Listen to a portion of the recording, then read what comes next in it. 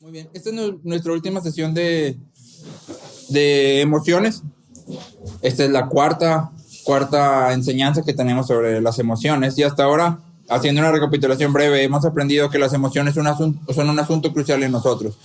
Muchas veces descuidado, muchas veces mal entendido, pero finalmente es un asunto crucial en nuestras vidas. Las emociones nos impulsan a movernos en ciertas direcciones y nos revelan aquello que atesoramos. Sirven como medidores y sirven en cierta forma como motivadores también para perseguir o no perseguir ciertas cosas. Aprendimos que nuestras emociones en sí mismas son una expresión de adoración a Dios. Y aquí hacíamos una pregunta, no sé si recuerdas. Si tuvieras toda tu vida emocional de un día, como voy a decir, tu montaña rusa, porque creo que la mayoría de nosotros tenemos ciertos altibajos durante el día. Puede ser que te levantes muy triste y luego a mediodía estás bien, estás contento y luego te enojaste en algún momento y luego otra vez estás contento y luego estás triste al final del día. ¿Sí? O tal vez todo el día estuviste triste, pero si vieras todo el panorama de tus emociones como una canción, ¿cómo sonaría esa canción dirigida hacia Dios? ¿Sería una melodía agradable o sería algo más bien como una cacofonía, que es lo opuesto a una melodía? Así, ¿cómo suenan mis emociones cuando pienso? Estas emociones, esto que estoy sintiendo, se lo estoy dirigiendo a Dios mismo. ¿Sí?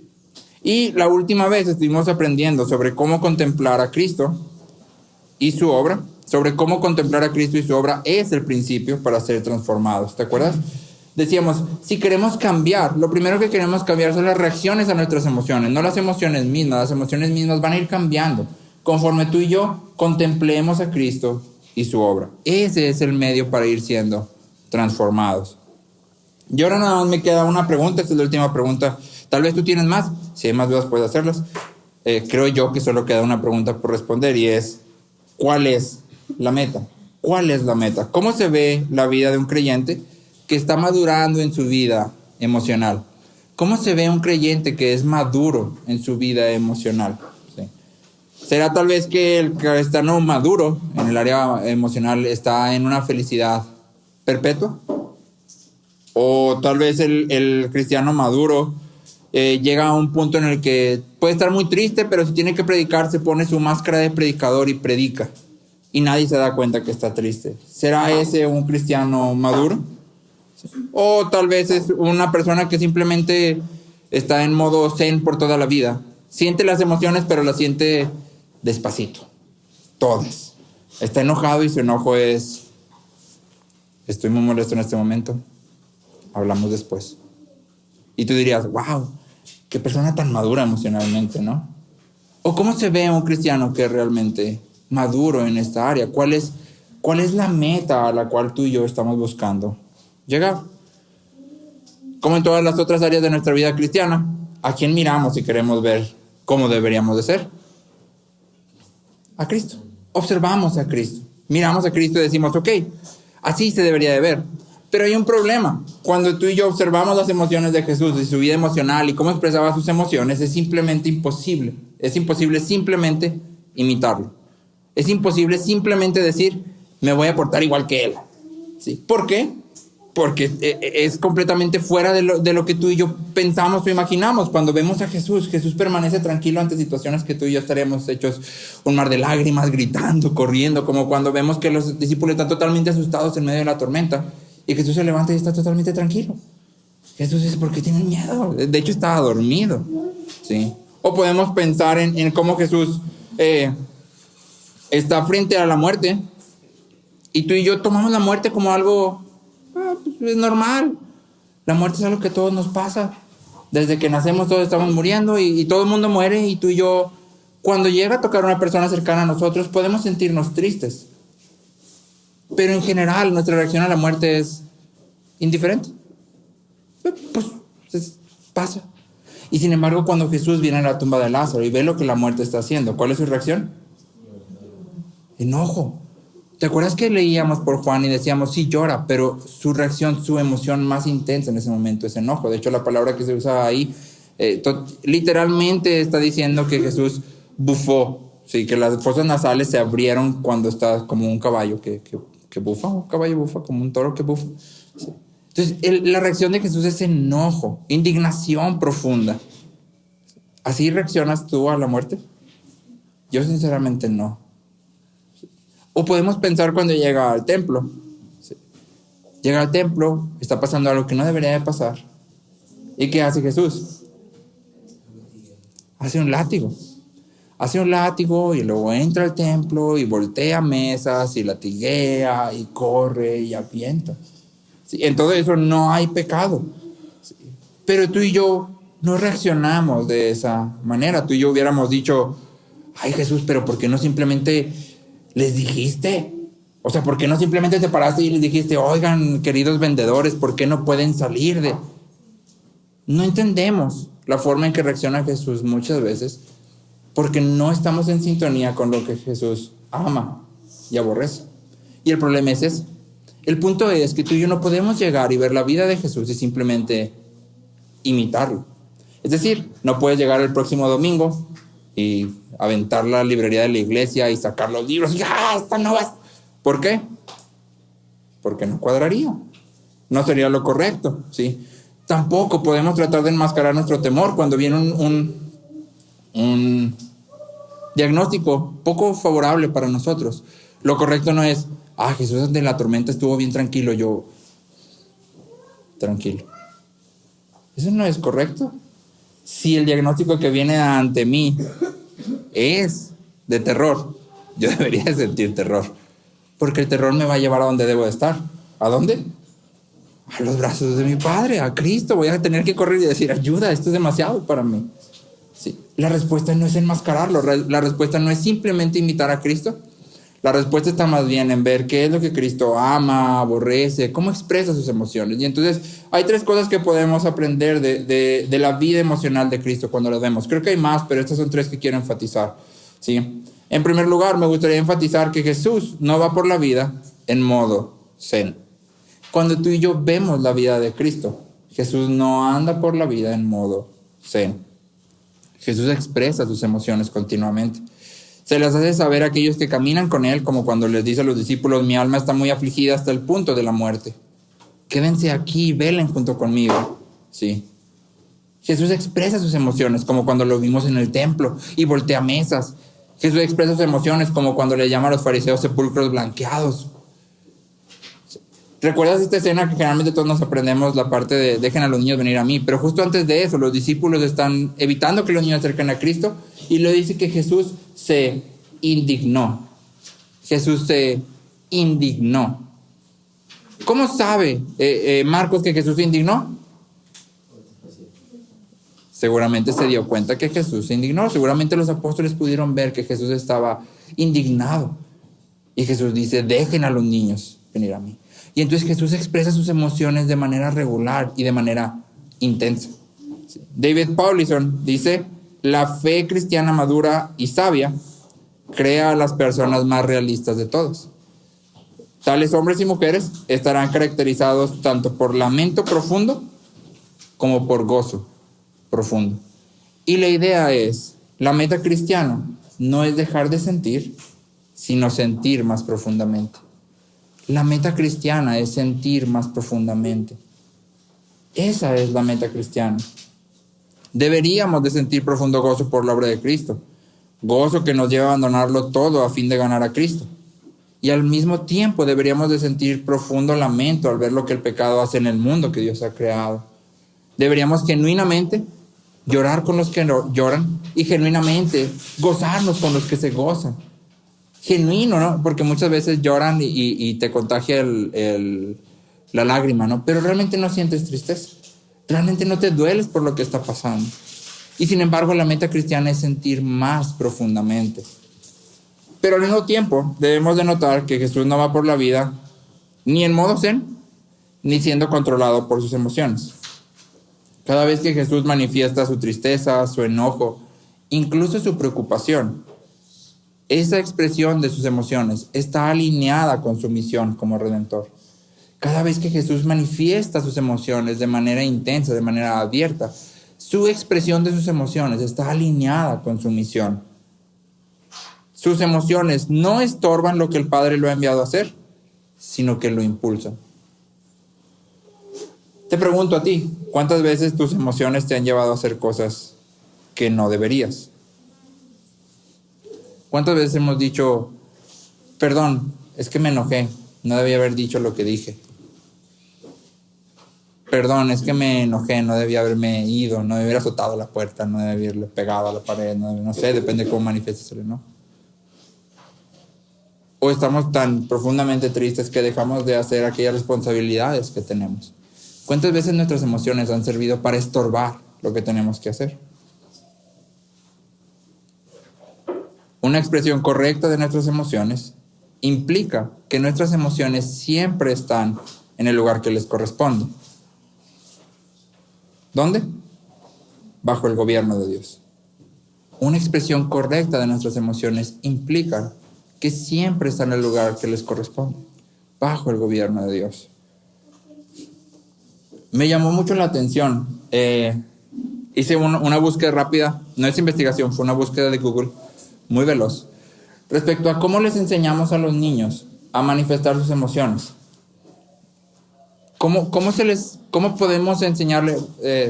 La psicología lo llama gestión emocional o autorregulación. Y la idea en su mayor parte es que debes de enseñarle al niño a identificar lo que siente, darle palabras para lo que siente y luego ponerle alguna actividad que lo lleve a manifestar su emoción sin hacerle daño a nadie ni nada. Y entonces había algunos consejos como, si estás muy enojado, grítale a la almohada así, o dale plastilina al niño y salía la foto del niño así, ¿no? Y, ok, es una herramienta, pero esa herramienta está un poco errónea, porque olvida algo que la Biblia nos enseña, y es que nuestras emociones también se cultivan mediante lo que hacemos en respuesta a nuestras emociones. Si tú y yo le enseñamos a nuestros niños que cuando estás enojado está bien gritarle a la almohada, al cabo que la almohada no siente nada, finalmente lo que le estamos enseñando es la emoción del enojo. Es tu Señor. Y tú tienes que sacarlo. No puedes aguantártelo, no, tienes que sacarlo y sácalo contra algo. ¿Sí?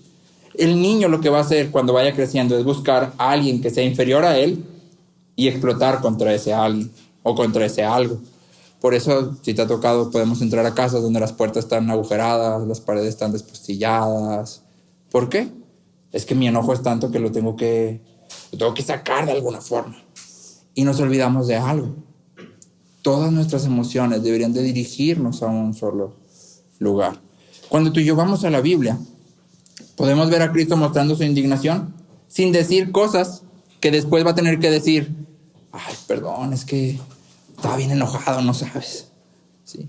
Podemos ver a Pablo sentirse triste y abandonado. Si has leído 2 de Timoteo, Pablo está en un estado totalmente abatido. Pablo dice, todos me han abandonado, o sea, estoy solo y estoy en el momento más difícil de mi vida y estoy solo. Y sin embargo, ¿qué está haciendo Pablo? Predicando el evangelio una y otra vez. Cuando se para delante de los gobernadores, él proclama el evangelio. ¿Niega sus emociones?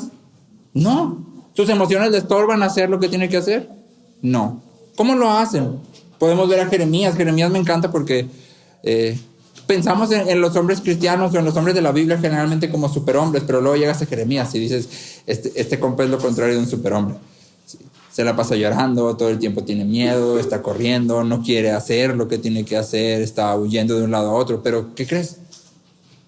Lo hace una y otra vez, hace lo que Dios le llama a hacer. ¿Cómo lo hace? ¿Cómo Jeremías, cómo Pablo, cómo Cristo pueden vivir con sus emociones a flor de piel y sin embargo hacer lo que tienen que hacer?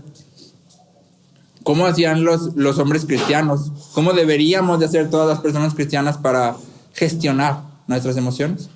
El Salmo 62 nos ayuda. El Salmo 62, 8 dice, confíen en Él en todo tiempo, oh pueblo, derramen su corazón delante de Él. Derramen su corazón delante de Él. Dios es nuestro refugio. Dios es nuestro refugio. Nuestras emociones siempre son una respuesta a Dios. Nuestras emociones siempre son una respuesta a Dios. Cuando viene fulanito y es injusto conmigo y hace lo que yo no quiero que me haga en el trabajo, se robó mi idea millonaria, se la adjudicó él mismo y dijo que él solo había inventado todo y yo sé que no es cierto, pero no me puedo defender. y entonces me enojo, finalmente, me estoy enojando también contra Dios. ¿Por qué? Porque Dios tiene cuidado de absolutamente todas las cosas. Dios no se volteó un rato y dijo, ay no, ya le robaron la idea. Oh. No, Dios tiene cuidado de absolutamente todo. Cuando estoy triste porque las cosas no salieron como yo quería que salieran, y entonces digo, ya se fue mi plan de vida maravilloso que yo tenía. Y entonces ya no hago nada y me la paso llorando. Y finalmente estoy triste con el plan de Dios. ¿Por qué? Porque Dios tiene cuidado de todas las cosas. Si te van a dar el trabajo, te lo van a dar. Si no, no te lo van a dar. Si te va a salir el plan maravilloso que tenías para tu vida de 30 años, te va a salir. Y si no, no. Y Dios tiene control. Y entonces tú y yo tenemos que reconocer que todas nuestras emociones finalmente están dirigidas hacia Dios. Y por tanto, deben de ser llevadas delante de Dios. Cuando tú y yo le enseñamos a los niños cómo manejar sus emociones, deberíamos de enseñarles lo mismo que tú y yo deberíamos hacer con nuestras emociones. Ir delante de Dios. ¿Estás enojado? Respuesta correcta. Vamos a orar. Vamos a orar. Esa es la respuesta correcta. No tienes que sacarlo, no tienes que... La respuesta correcta es, vamos a orar. Vamos a orar porque aunque sientas enojo, el enojo no debe de estorbar lo que Dios te ha enviado a hacer. Yo nunca puedo decir, o nunca debería decir, estoy enojado. Sálganse todos, váyanse, nadie me hable porque ahorita si alguien me habla le voy a... No. El Evangelio es lo que me guía. Dios es mi Señor, aún sobre mi enojo. Y si estoy enojado, lo que voy a hacer es llevarlo delante de Dios. Me siento enojado. Esto es lo que pasa. Ya sé que tú tienes control, pero igual estoy enojado. Perdóname, ayúdame a hacer lo que tengo que hacer. O estoy triste. Ya sé que tú tienes control, pero yo de veritas quería eso. Sí. Perdóname por no confiar en tu plan, si ese es el caso. Ayúdame a confiar en ti. Sé que me amas, sé que eres bueno y que sabes mucho más que yo. Y sé entonces que puedo confiar en ti. Nuestras emociones no son nuestros señores. Y tristemente es una idea que suena muy fácil, pero que no le pasamos a nuestros niños. ¿Por qué no la pasamos a nuestros niños? Porque aunque lo decimos de boca, no siempre está en nuestro corazón. Y entonces es importante reconocer que todas nuestras emociones se dirigen hacia Dios. El punto no es dejar de sentir. De hecho, deberíamos de sentir profundamente. Cuando alguien está pasando por una situación difícil, deberíamos de llorar con esa persona de manera sincera. Cuando extrañamos a alguien que ha partido, deberíamos de llorar de manera sincera y deberíamos de incluso enojarnos. No es el plan de Dios que la muerte esté reinando. Y al mismo tiempo tenemos esperanza, porque sé que Cristo va a venir y todos vamos a habitar con Él eternamente. El punto de nuestras emociones es sentirlas profundamente y llevarlas delante de Dios. En segundo lugar, me gustaría enfatizar que Jesús no es indiferente ante las injusticias, ante la muerte, ante los falsos maestros. Más bien, Jesús se indigna contra todo esto. Alguna vez, creo que ya lo había hecho en una de las partes de emociones. ¿Cuál crees que es la emoción más predominante de Jesús? Y parece ser que Jesús está en una combinación entre tristeza y enojo. ¿Por qué? Porque la mayoría de sus interacciones con los fariseos muestran la dureza del corazón del hombre. Y cuando no está tratando con los fariseos, está tratando con aquellas personas que están totalmente hundidas en su pecado. Y entonces Jesús tiene dolor por aquellas personas. Pero al mismo tiempo, la Biblia nos dice que Jesús por el gozo puesto delante de él. Y entonces Jesús tiene esta mezcla de emociones todo el tiempo. Todo el tiempo.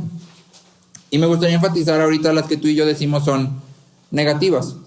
No sé si has escuchado acerca del estoicismo. Hace poquito escuché una plática que me pareció interesante acerca de un filósofo. No recuerdo su nombre.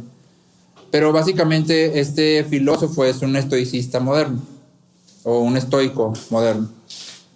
Y el estoicismo nos enseña que hay ciertas emociones negativas y ciertas emociones positivas. Y tú y yo lo que deberíamos de hacer es dejar de sentir las negativas y solo sentir las positivas. Ahora, ninguno de nosotros diría que espero yo, diría que somos estoicos. Si yo alguien de aquí es estoico, nadie diría, eso está bien padre. Pero sin embargo, muchas veces caemos en ese juego. Creemos que hay emociones que son malas y que no debemos de sentir, y emociones que son buenas y deberíamos de sentir todo el tiempo. Y sin embargo, ese no es el testimonio bíblico. Todas las emociones han sido dadas por Dios para nosotros.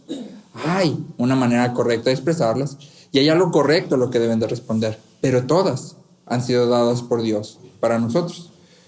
En el Salmo 97:10, Jesús el Salmo ilustra la vida de Jesús y el Salmo dice: los que aman al Señor aborrezcan el mal.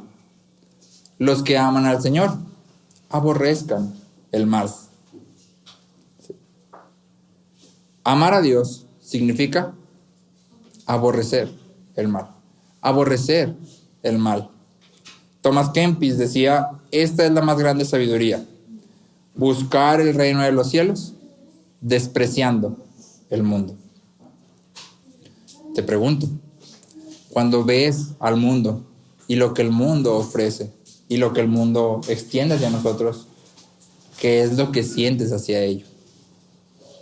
Porque ni siquiera indiferencia es suficiente. Deberíamos de sentir aborrecimiento, deberíamos de decir: guácala, qué asco. Debemos decir, es algo que yo no quiero. En Proverbios encontramos a la señora Sabiduría hablando sobre esto mismo y expande un poco la idea sobre lo que significa aborrecer el mal. Proverbios 8:13 dice: el temor del Señor es aborrecer el mal. Y luego describe algunas cosas que son el mal. Dice: el orgullo, la arrogancia, el mal camino y la boca perversa yo aborrezco. El orgullo, la arrogancia, el mal camino y la boca perversa yo aborrezco. Y estas 4 cosas que la señora Sabiduría en Proverbios describe nos apuntan hacia el corazón y las acciones de aquellos que no temen a Dios, de aquellos que no le aman. ¿Sí? Cuando tú y yo pensamos en orgullo y arrogancia, estamos hablando de nuestra tendencia como hombres a creer que somos autónomos, ¿sí? A colocarnos en el centro de nuestra existencia, ¿sí? Eso es orgullo y arrogancia. Yo soy lo más importante y no necesito de nadie más. Y ahora, es importante que hagamos hagamos clic. Porque muchas veces cuando leemos esto, decimos: lo bueno que gracias a Dios eso era antes yo. Pero yo ahorita ya no soy ni arrogante, ni orgulloso, ni nada. O sea, yo ahorita soy la persona más humilde sobre la faz de la tierra.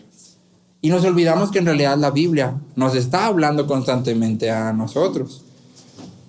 Porque cuando tú y yo hablamos de nuestros trabajos, o de la falta de trabajo, de nuestros recursos, o de la falta de nuestros recursos, de nuestra salud, o la falta de salud, o de nuestro matrimonio, o la falta de nuestro matrimonio, deberíamos de reconocer que todo esto, ya sea que lo tengamos o no lo tengamos, debería estar dirigido a glorificar a Dios. Debería estar dirigido a glorificar a Dios. Sin embargo, muchas veces nuestro trabajo se trata de nosotros. La falta de trabajo se trata de nosotros. Si estoy casado porque era mi sueño desde chiquito estar casado. Y creo que el matrimonio se trata de mí. Y si no estoy casado, vivo para mí, en lo que me caso. Ahorita le doy vuelo a la hilacha. O me la paso triste porque ya quiero estar casado, pero estoy soltero. Y entonces todo gira en torno a mí. ¿Y qué crees? Estamos siendo orgullosos y arrogantes. Estamos siendo justamente lo mismo que deberíamos de aborrecer. Paul Tripp dice: hemos sido elegidos y llamados para ser discípulos, lo cual significa que ya no vivimos con mentalidad de amos. Ya no vivimos con mentalidad de amos. Nada me pertenece. Absolutamente nada. Y entonces, si Dios ha dispuesto que en este momento de mi vida yo viva de esta forma, lo voy a vivir para su gloria. Así, de esta forma. Sé diligente en lo que te toca, pero vive para su gloria en lo que sea que estás viviendo en este momento. Porque no se trata de nosotros. Te pregunto, ¿aborreces el orgullo y la arrogancia en ti mismo? Porque sin lugar a dudas hay orgullo y arrogancia en nosotros. Y si creemos que no, es solo un síntoma de que sí está ahí, está profundo. O es que tienes un plan tan maravilloso para tu vida que cada vez que algo no te sale bien, te frustras, te enojas, te deprimes. ¿Aborreces la boca perversa y el mal camino? Me asombró hace un mes o dos, no recuerdo, escuchar que, no sé cómo lo van a hacer, no tengo idea, solo escuchar la noticia de manera superficial, pero estaban diciendo que los narcocorridos están prohibidos en Ciudad Juárez. Y eso me llamó mucho la atención. Porque dije, ¿cómo prohíbes una música? Me explico, o sea, ¿cómo prohíbes algo que no tienes el control? Bueno, el caso es que la ley está diciendo, no puedes poner narcocorridos que se escuchen fuera de tu casa o que salgan a la calle o que, o sea, está prohibido por la ley. Y cuando le preguntaron a la persona por qué, si era música, la persona, que no era cristiana, dijo, los narcocorridos enaltecen algo que es totalmente erróneo. Te hacen creer que al hacer lo que no deberías de hacer, te va a ir bien. Y la vida está padrísima y todo está increíble. Si has escuchado un narcocorrido, yo no entiendo mucho por qué le gusta a las personas, yo no soy partidario de... Pero, por ejemplo, me asombra el cantante que ahorita anda de moda, Peso Pluma, y lo escuchas y es como... Y sus canciones son como, si me atrapan no importa, tengo chorro de dinero y hay chorro de casas allá y tengo chorro de camionetas y corro y no pasa nada si me quitan esa, tengo otras 20 pero, ¿y qué importa? O sea, bueno, uno, ¿por qué deberíamos de encontrar deleite en algo que de entrada sabemos que está mal? Todos reconocemos que participar del narcotráfico es algo malo. Pero segundo, esas canciones nos forman. Cuando tú y yo las escuchamos constantemente, espero que no las escuchemos aquí, ¿verdad? Pero digo, por si alguien las escucha. Cuando tú y yo constantemente las estamos escuchando, estamos siendo formados, porque esa canción tiene un mensaje y me está diciendo, lo que importa es el dinero. Lo que tú necesitas es dinero. Ten dinero y no importa si llega la poli, si te atrapan, si tienes dinero, tu vida está resuelta. Y esa es la falsedad más increíble, la falsedad más falsa del universo. Un comentarista, no recuerdo quién fue, dice, las cosas solo te pueden hacer tan felices como ellas mismas son. ¿Has visto alguna vez una moneda de 10 pesos feliz? ¿Un billete de 1,000 pesos feliz? No, porque es dinero. ¿Qué felicidad te puede dar el dinero si el dinero no tiene felicidad en sí mismo? ¿Qué posee el dinero en sí mismo? Nada. ¿Qué te puede dar? Nada. Y entonces cuando tú y yo hablamos y decimos, es que yo amo al Señor, deberíamos de examinar la otra parte, porque amar al Señor es aborrecer el mal. Cuando tú y yo participamos de lo que sabemos que es malo. El salmista dice en otro salmo, aborrezco la obra. Aborrezco la obra, y está diciendo, es algo de lo que yo no quiero participar en absoluto. Y entonces cuando tú y yo decimos, amo a Dios, pero es que vieras cómo canta bien padre ese compa, no hombre, hay algo que no está cuadrando. Hay algo que no está cuadrando en nuestros corazones. Y la idea aquí no es, deja de escucharlo porque es pecado. Probablemente sea pecado, ¿sí? Y hablando a los muchachos, si tu papá te dice no lo escuches, si lo escuchas, definitivamente sí es pecado. Pero, la idea no es deja de escucharlo porque no, la idea es examina tu corazón. ¿Por qué encuentras deleite en algo que no deberías de encontrar deleite? ¿Por qué te parece tan asombroso y padrísimo algo que va totalmente en contra de lo que Dios ha dejado para nosotros? ¿Por qué crees que vas a encontrar felicidad en algo que no posee ni una pizca de felicidad? Sí. Entonces, dijimos, no podemos imitar la vida emocional de Cristo.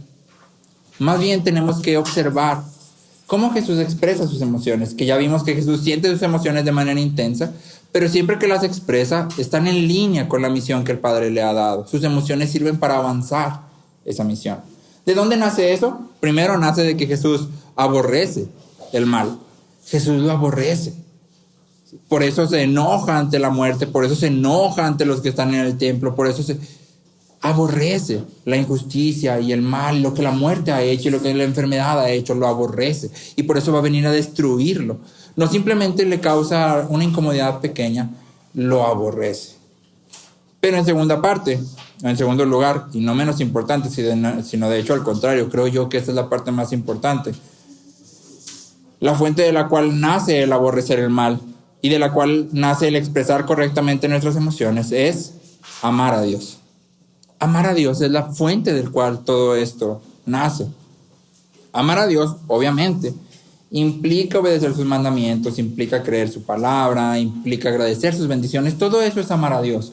Pero no es en sí mismo amar a Dios. Esos son simplemente cosas que desbordan del amor por Dios.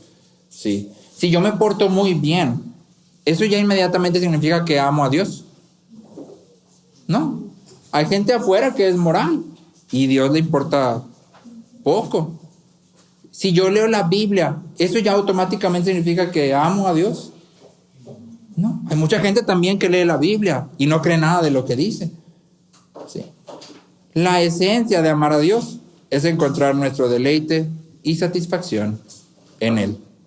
La esencia de amar a Dios es encontrar nuestro deleite y satisfacción en Él. El Salmo 63:1 dice: oh Dios, tú eres mi Dios. Te buscaré con afán. Mi alma tiene sed de ti, mi carne te anhela. Cual tierra seca y árida donde no hay agua. Es el Salmo 63:1.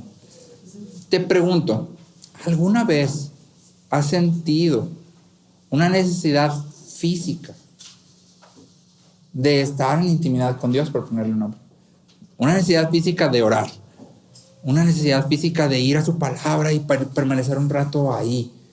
Una necesidad física, ojo, no es un sentido de obligación. Anda, es que hoy no he leído la Biblia. No, tengo que... Eso no es amar a Dios.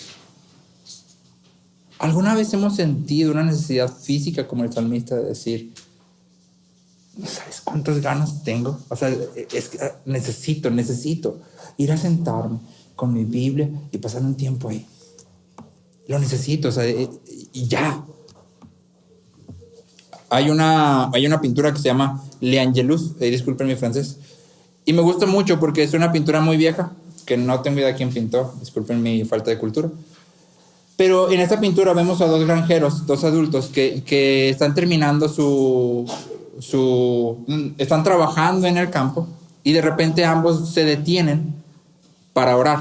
Había una oración que se hacía a ciertas horas específicas en el día y entonces como que dio la hora y estos granjeros se detienen a orar. Detienen su trabajo y se ponen a orar.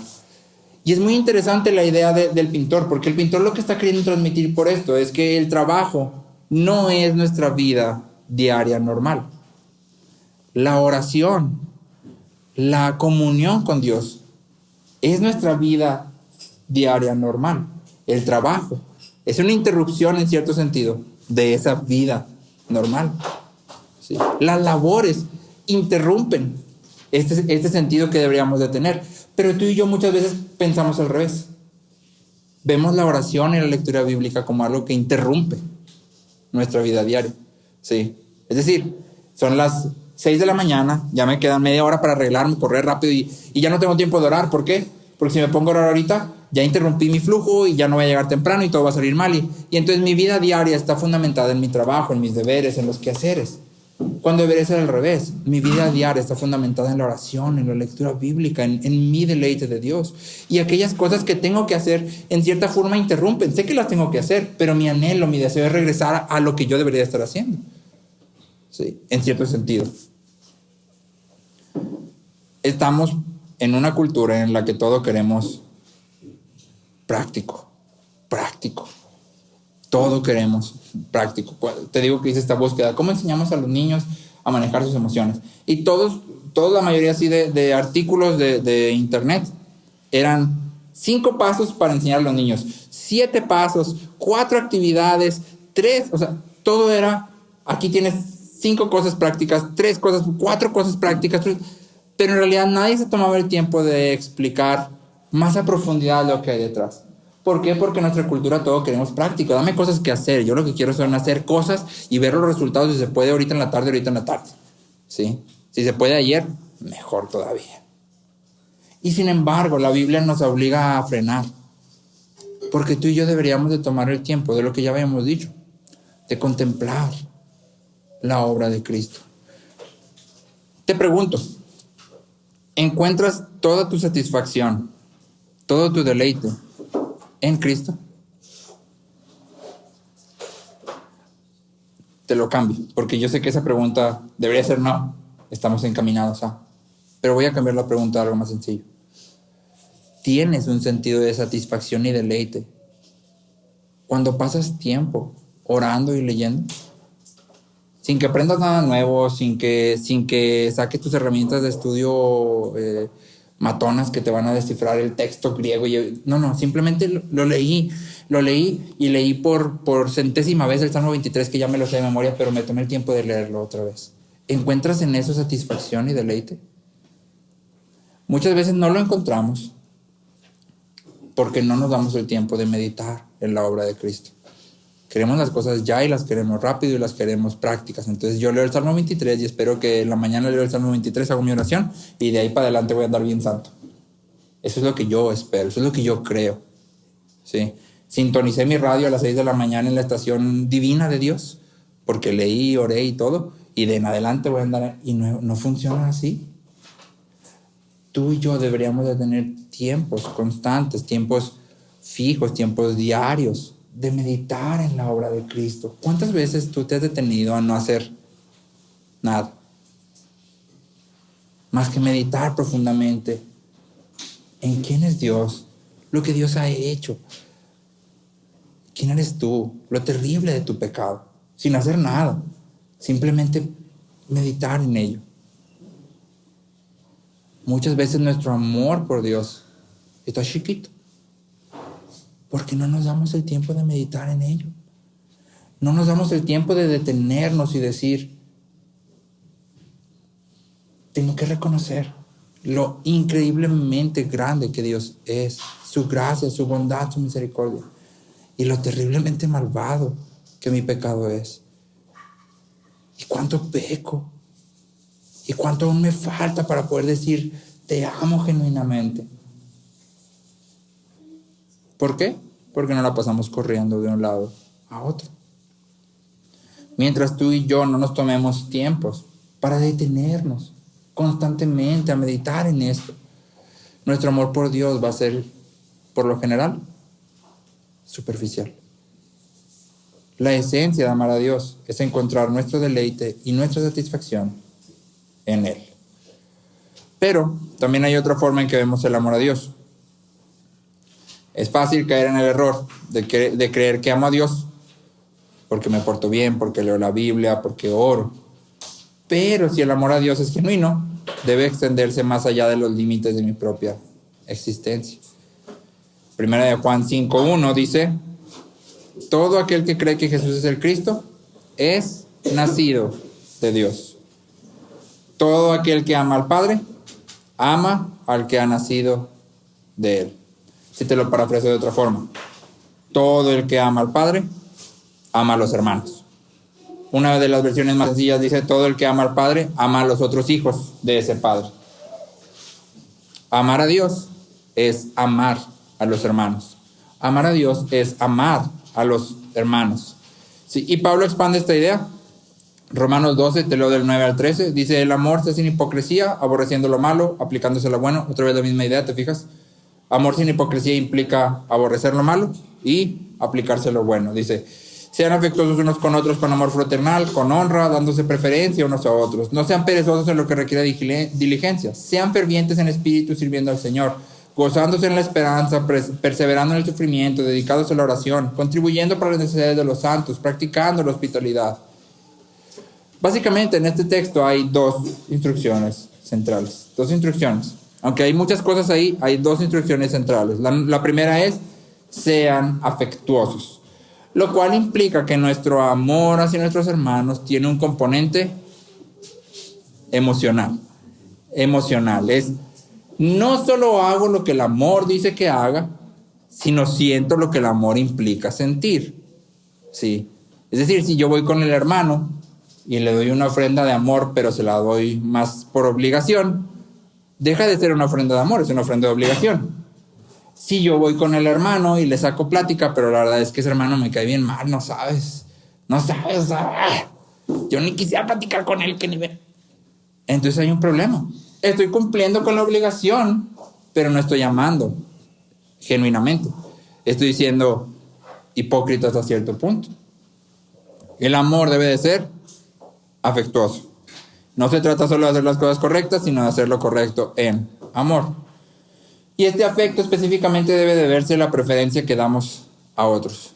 En la preferencia que les damos a otros. Cuando pensamos en nosotros antes que en los demás, estamos fallando en ser afectuosos, en amar sin hipocresía. El segundo mandamiento central es: sean fervientes. Sean fervientes. Y la palabra ferviente implica la idea de algo que arde, algo que ilumina. Un autor, no recuerdo su nombre, dice: tal amor ferviente demanda lo mejor de nosotros y es costoso. Este amor ferviente demanda lo mejor de nosotros y es costoso. Sigue diciendo: Lutero decía que trabajaba tan duro que al llegar a la cama literalmente se dejaba caer en ella. De hecho, el comentarista agregaba que Lutero no cambió las sábanas de su cama o su cama por todo un año. Imagínate eso, ¿sí? Porque estaba tan cansado que nomás llegaba, se dormía, el día siguiente se despertaba y empezaba a hacer lo que tenía que hacer. El tiempo de oración de Moody por la noche, él tenía un tiempo de oración constante por las noches. Alguna vez fue: Señor, estoy cansado, amén. Cuando Alexander Maclaren entraba en su estudio, se quitaba sus pantuflas y se ponía botas de trabajo, porque sabía que el ministro de Dios debía ser un hombre trabajador. El amor verdadero trabaja. El amor verdadero trabaja. Y aquí la pregunta es sencilla: ¿cómo estamos en estas áreas? Estamos constantemente trabajando allá afuera, a fin de contribuir a las necesidades de los que están dentro de la iglesia. ¿O para qué trabajamos? Porque la finalidad del trabajo es esa. ¿Recuerdas? En Efesios Pablo dice: el que robaba ya no robe, sino que trabaje. ¿Para qué? Para que tenga que compartir con los que tienen necesidad. ¿Para qué trabajamos? Para compartir con los que tienen necesidad. Ciertamente trabajamos para suplir las necesidades que tenemos, pero la finalidad mayor es compartir con los que tienen necesidad. Deberíamos administrar de forma que tengamos que compartir con los demás. Practicamos de continuo la hospitalidad. Hablamos hace un poco de esto en Génesis. Si practicamos de continuo la hospitalidad con nuestros hermanos, porque recuerda que la hospitalidad está dirigida primero a aquellos que están dentro de la iglesia. Te hago esta pregunta de una manera más incisiva. ¿Cuántas de las personas que están sentadas hoy a tu alrededor se sienten amadas por ti? ¿Cuántas de las personas que están sentadas hoy a tu alrededor, sin contar a tu familia, pueden decir: sé que fulanito me ama de verdad? No por obligación, no porque eso es lo cristiano que hay que hacer. No. De verdad me ama y me lo ha demostrado. Porque si tú y yo decimos amar a Dios, ese amor por Dios se ve reflejado en amor por los hermanos.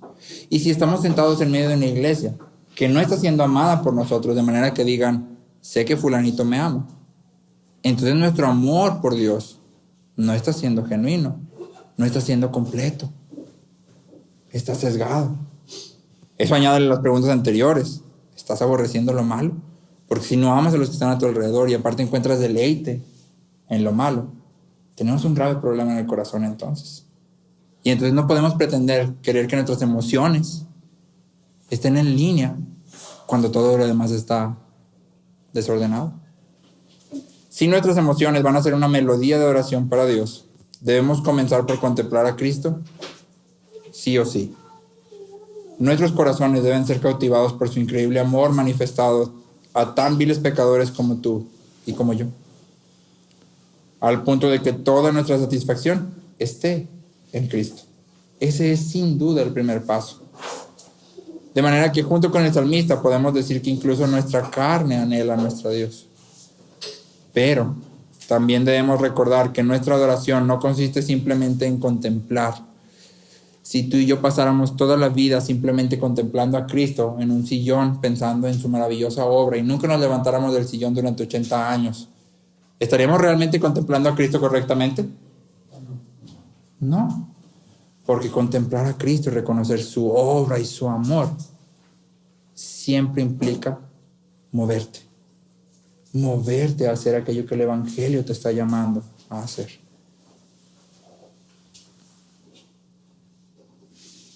Nuestra adoración consiste en actuar en respuesta a la obra de Cristo. Que podamos tomar a corazón y que podamos vivir según lo que leímos en el Salmo 97:10.